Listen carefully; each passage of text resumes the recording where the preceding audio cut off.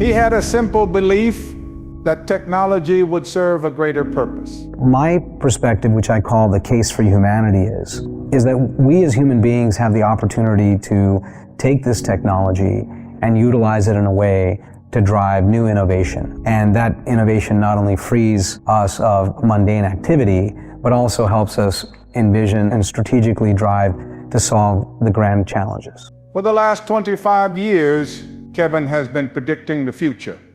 From the information age, to the digital age, to the imagination age. With the technology and opportunity of digital that is coming, we'll have more time. And the automation will help us solve these problems. You see, there's plenty of food for everyone, they're just not able to get it. There's actually plenty of energy as well, we're just not able to harness it. And there are plenty of opportunities, we're just not able to distribute them. In the early days, we chased the dream of globalization. We embraced the promise of a flat earth, a borderless world, talent, ideas, and opportunity flowing freely. Basically, the world is flat and it's growing smaller and more interconnected.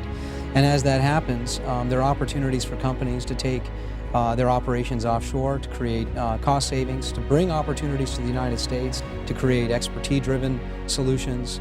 And so, with the global economy actually becoming tighter, there is a tremendous opportunity for our clients to globalize through outsourcing. We can't reverse a global economy. But even then, the cracks were visible.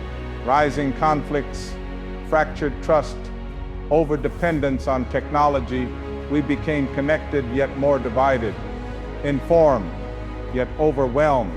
We were living in information hell, no space to think, no room to dream. Instant and unlimited access to information, access to people 24/7, continuous communication, device addiction, fake news, social everything, limited automation. And that's what we've lived in. And so emerged a new vision, digital singularity. What it means is that we'll hopefully spend more time with each other in real human interactive ways. Something we've all been hoping for. More time for people to be able to be creative. And that means less focus on the machines, less focus on the processes, less focus on the hardware, but more focus on the ideas. For the first time, we won't be slaves to our devices. We won't be slaves to technology. That's what digital singularity promises us. And still, one man pushed the conversation forward. He challenged us to break the systems we outgrew, to dream bolder, to imagine again. Incremental change is the enemy of true innovation. We must transform ourselves from making these incremental gains to the giant leaps. And then the world shifted. A global reckoning forced us to rethink everything. How we work, where we work, what we value. Today, we're in the midst of a polycrisis. It's defined by the emergence of conflict zones, border issues, redefining supply chain, the race for scarce resources. This polycrisis is also defined by a rise in trade and economic instability, hyperinflation, and as we've seen, unemployment at levels that we have not seen since the Great Depression. And more is coming.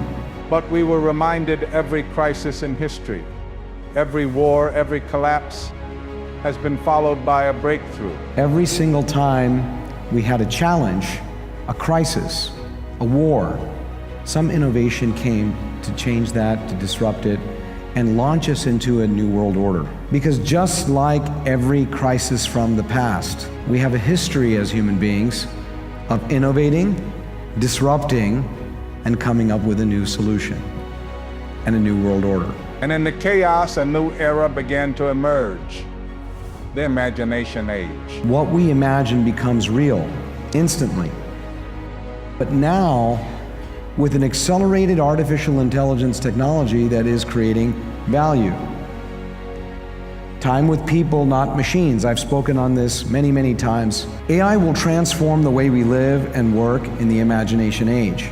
In this year's call to action, we embrace a powerful truth. It's not enough to dream. We must do. Inspiration applied is the fusion of vision, technology, and execution. This is the moment where ideas become outcomes. The future isn't waiting. It's already unfolding. You know, we come to these conferences, we try to understand and project where things are going, and what I can tell you is today, it's real. Everything that we've been talking about over the last few years is happening.